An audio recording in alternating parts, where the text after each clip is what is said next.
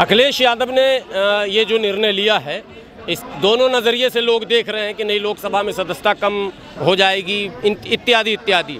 लेकिन आज़म खान और अखिलेश यादव दोनों मिलकर अगर विधानसभा में रहेंगे और दोनों मिलकर इस सरकार को घेरेंगे तो एक तो वरिष्ठ है, उनको अनुभव है आज़म खान को, सबसे वरिष्ठ वो सदस्य हैं इस समय, और दूसरे पार्टी के मुखिया हैं।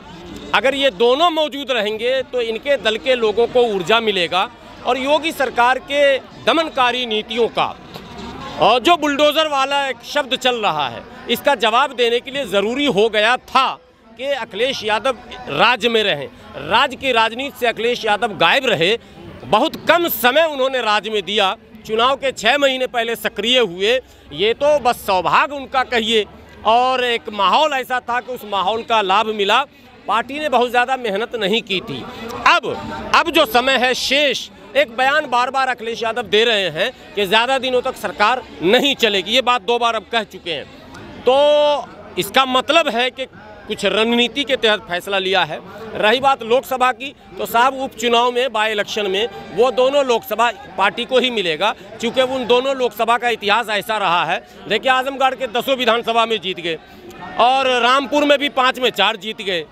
तो कुल मिलाकर इनको पता था कि हम बाई इलेक्शन जीत लेंगे। देखिए हिस्सेदारी पर तो बड़े लंबी बहस की ज़रूरत है, लेकिन दुर्भाग्य है पूरे देश का और देश के बहुसंख्यकों का भी दुर्भाग्य है कि 75 वर्ष पूरे होने के बाद भारत का 14% की आबादी रखने वाला अल्पसंख्यक आज भी अपना वोट डालता है सुरक्षा, शांति, भाईचारा और एकता के नाम पर। कभी भी हिस्सेदारी के नाम पर, नौकरी के नाम पर, पढ़ाई के नाम पर, लिखाई के नाम पर, दवाई के नाम पर मुसलमानों ने वोट नहीं दिया। 75 वर्षों के इतिहास को अगर उठा लें तो कांग्रेस को भी सुरक्षा के नाम पर मिलता था, और कांग्रेस का विरोध भी जो हुआ था वो सुरक्षा के कारण हुआ। जब दंगे फसाद होने लग गए, जब मेरठ, मलियाना, हाशिमपुरा और इस तरह के दंगे हुए भागलपुर, तो कांग्रेस से मोह भंग हुआ मुसलमानों का और मुसलमानों ने कांग्रेस को छोड़ा और थर्ड फ्रंट आ गई, जिसमें सपा और बसपा जैसी पार्टियां आई और उसी में आरजेडी, जेडीयू जैसी पार्टियां भी आई, जनता दल एम जैसी पार्टियां और एस जैसी पार्टियां आई।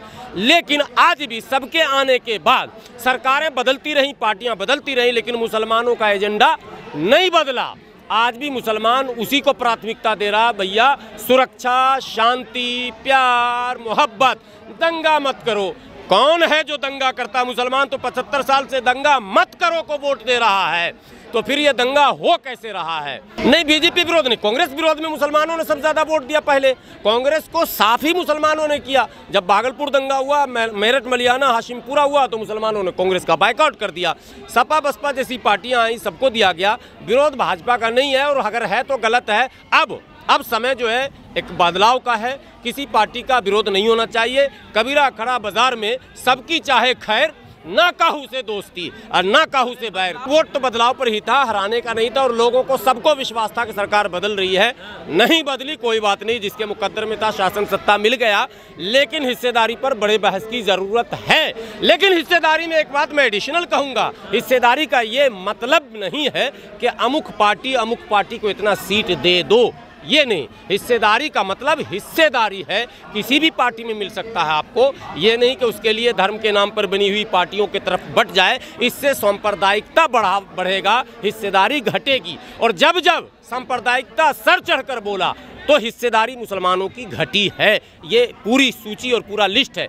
जनता दल के समय, बीपी सिंह के समय, जब एकदम शांति के साथ चुनाव हुआ था, पहली बार लोकसभा में काफ़ी तादाद में लोग जीत कर आए थे, बिहार में भी, झारखंड में भी, उत्तर प्रदेश में भी। जैसे जैसे सांप्रदायिकता बढ़ा, 2014 में सबसे कम, 2019 में और कम। और आपको बता दूं कि पिछले चुनाव में हमारी संख्या जो है 24 पर अटक गई थी उत्तर प्रदेश विधानसभा में। इस बार थोड़ी सी बढ़कर 34 पर आई है। लेकिन उससे पहले आप सोचिए, जब मायावती 7 से 12 थी, 7 से 12 की सरकार जब बहन जी की थी, और 12 में जब चुनाव हुआ तो चुनाव में जो परिणाम आया वो चौंकाने वाला आया।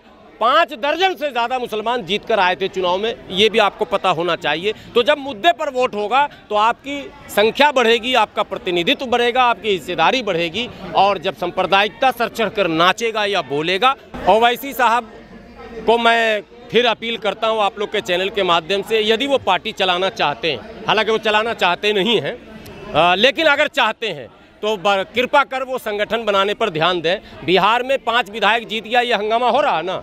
मैं जिस जिला का हूँ ओवैसी साहब, मेरा नाम हाफिज गुलाम सरवर है, मैं बेगूसराय जिला का हूं। वही बेगूसराय ओवैसी साहब जहां 5 प्रोग्राम आपने किया था। ओवैसी साहब आपने पनसल्ला में हेलीकॉप्टर उतारा था। ओवैसी साहब आपने साहेबपुर कमाल में हेलीकॉप्टर उतारा था। आपके 2-2 प्रत्याशी लड़े थे। आपको मैं इस चैनल के माध्यम से कह रहा हूं और ओवैसी साहब के सभी भक्तों को कह रहा हूं, बेगूसराय जिला का अध्यक्ष का नाम आपके कमेंट बॉक्स में लिख दें, मैं कल ही MIM ज्वाइन कर लूंगा। क्या ड्रामा करते हैं? 4 साल हो गए चुनाव लड़े हुए, आपका अब तक जिला का अध्यक्ष नहीं, प्रखंड अध्यक्ष नहीं, और मुकाबला पन्ना प्रमुख से। भारतीय जनता पार्टी के पास न केवल जिला अध्यक्ष, ब्लॉक अध्यक्ष, ग्राम अध्यक्ष नहीं है, बूथ अध्यक्ष नहीं, पन्ना प्रमुख भी है। पन्ना समझते हैं? बिहार में पन्ना कहते हैं पेज को। एक पेज में 10 नाम होता, 10 में एक अध्यक्ष है। मुकाबला आप करेंगे भाजपा से और बनाएंगे खाली प्रदेश अध्यक्ष शौकत अली और उल्फत अली और शराफत अली। नहीं चलेगी पार्टी। पार्टी के लिए संगठन में काम कीजिए, संगठन बनाइए। हाँ, इस पर अखिलेश जी को संज्ञान लेना चाहिए, आवाज उठनी चाहिए। खामोशी अच्छी बात नहीं, अगर ऐसे चुप्पी रखी जाएगी मनोबल टूट जाएगा।